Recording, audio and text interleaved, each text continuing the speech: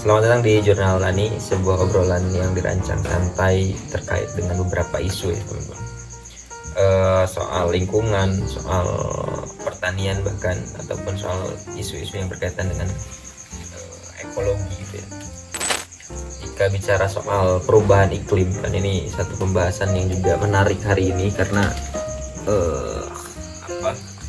banyak diperbincangkan di berbagai macam jagat sosial media.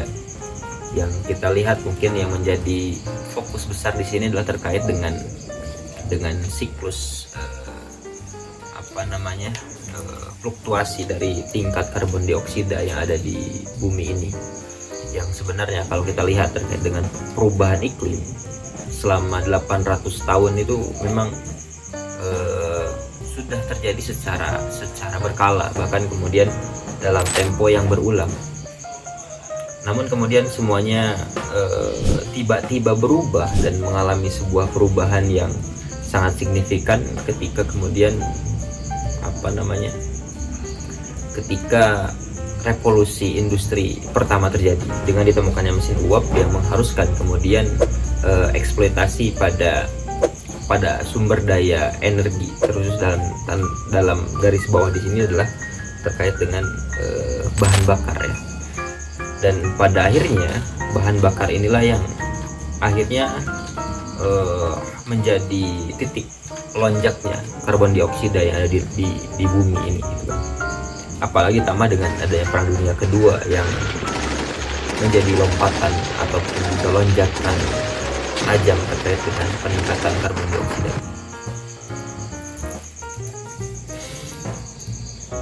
Jika kemudian kita sempat menonton sebuah animasi terkait dengan kehidupan di zaman lalu, atau mungkin di Jurassic ataupun juga di Ice Age ya, yang menggambarkan bagaimana kehidupan di zaman Pleistosen gitu ya, yang akhirnya kan yang hari ini ditemukan dalam bentuk fosil, dimana kan fosil-fosil tadi berbentuk yang ditemukan itu biasanya berbentuk hewan-hewan besar ataupun juga tumbuhan-tumbuhan besar yang ada di masa lalu yang tertimbun oleh lapisan-lapisan bumi, dan itu disebut sebagai Pleistosen.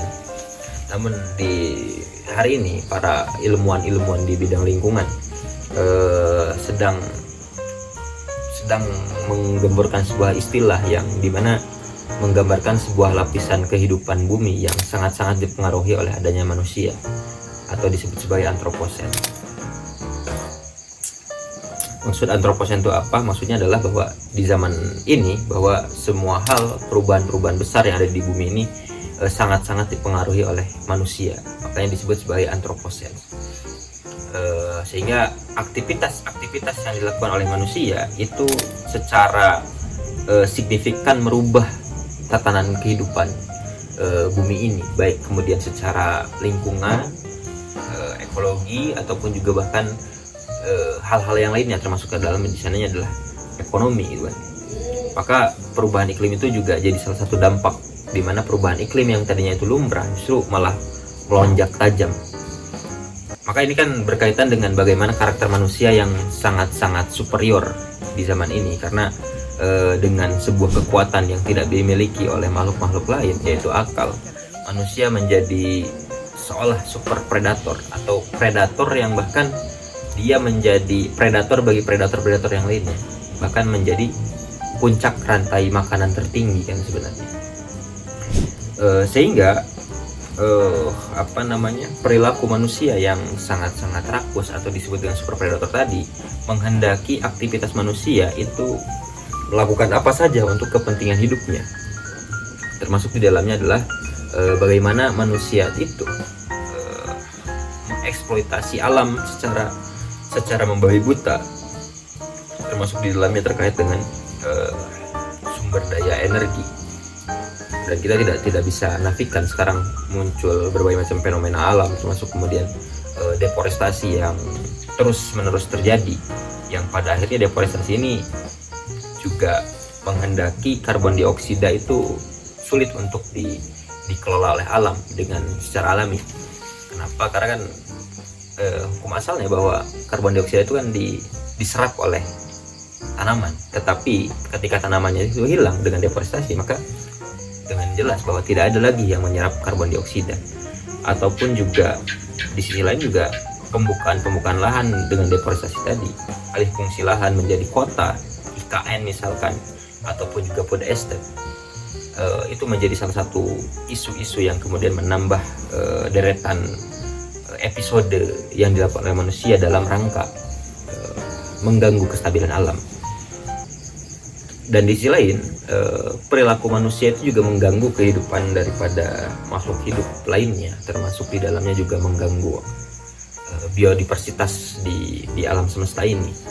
Kita melihat bagaimana kerakusan manusia mampu mengganggu kehidupan makhluk hidup, yang tadinya makhluk hidup itu hanya hidup di siang hari dan malamnya itu beristirahat, mengharuskan mereka itu juga nokturnal gitu kan, atau hidup di malam hari.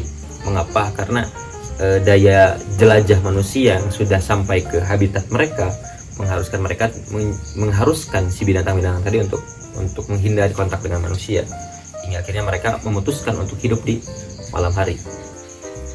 Dan itu menjadi sebuah fenomena baru.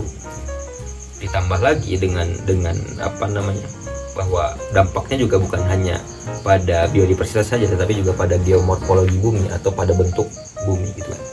Kita melihat dengan kesenjangan sosial bahwa apalagi dengan biaya mahal pada rumah ya, atau pada tempat tinggal, mengharuskan orang yang ingin memiliki tempat tinggal minimal adalah orang dengan ekonomi menengah ke atas.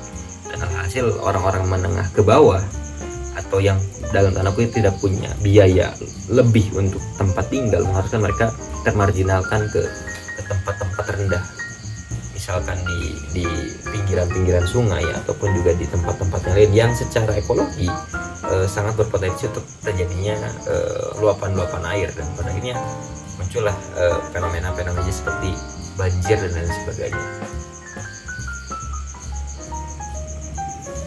Maka warisan daripada antroposen, jika Pleistosen tadi mewariskan kita fosil-fosil yang berbentuk hewan-hewan zaman dulu, dan juga kemudian tumbuhan-tumbuhan yang bisa menjadi bahan bakar hari ini, justru antroposen malah menghasilkan sebuah warisan berupa sisa-sisa teknologi seperti misalkan plastik, sisa-sisa elektronik, ataupun juga otomotif yang mungkin bisa kita sebut sebagai teknofosil ya, yang akan ditemukan di zaman-zaman selanjutnya. Maka pertanyaannya adalah, apa sih sebenarnya penyebab terjadinya hal-hal tadi? Apakah memang secara umum adalah manusia yang menyebabkan itu, sehingga seharusnya memang manusia tidak diciptakan untuk menciptakan keteraturan dalam kehidupan bumi hari ini? Ternyata satu hal yang menjadi penyebab itu adalah kapitalisme. Kapitalisme menjadi fasilitas yang sangat-sangat memberikan jalan mewah bagi siapapun yang ingin mendapatkan profit rakus. Dan makanya kemudian beberapa ilmuwan mengusulkan bahwa antroposen itu tidak cocok. Yang lebih cocok adalah kapitalosen, atau justru yang berdampak pada kerusakan-kerusakan di bumi ini adalah para kapitalis, bukan manusia secara keseluruhan. Mengapa demikian? Karena memang tadi kapitalisme bertabiat memfasilitasi kerasukan manusia. Tak ada standar apapun kecuali hanya profit dan manfaat yang ada dalam kapitalisme, sehingga lingkungan menjadi variabel yang tidak terlalu banyak dipikirkan. Kenapa? Karena yang banyak dipikirkan adalah bagaimana pertumbuhan ekonomi itu terjadi, bagaimana profit itu didapatkan secara besar-besaran. Dan di sisi lain kapitalisme juga berpacu dengan waktu. Artinya bagi mereka bagaimana caranya adalah tidak dipikirkan tentang